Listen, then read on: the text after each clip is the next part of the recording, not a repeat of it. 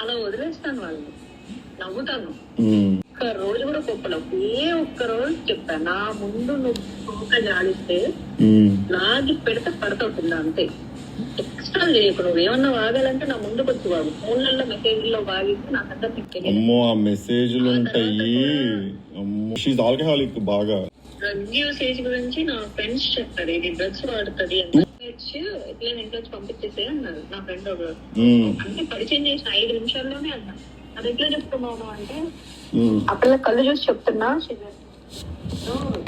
Drugs అన్నారు. నీకెట్లా తెలుసా అంటే దానివల్ల చాలా చాలా మందిని చూసాను. మాకి హాస్టల్ అవుతారు వెళ్తారు, ఇది పెద్ద డ్రగ్స్ బ్యాచ్, ఇదంతా కొకేన్ బ్యాచ్ ఇది అని చెప్పారు. ఎగ్జాక్ట్లీ. అవి కూడా అసలు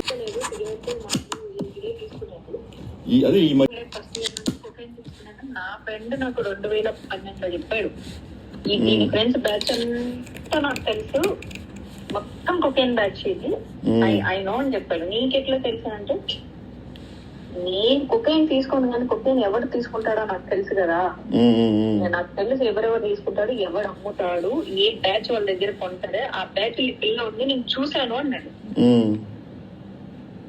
ఇది 2000 ఆ అమ్మాయి ఇంటర్ ఫస్ట్ ఇయర్ లో, అంటే వెన్ షీ వాజ్ 16-17 years అప్పటి నుంచి ఆ పిల్ల కొకేన్ అలవాటుందని చెప్పాడు.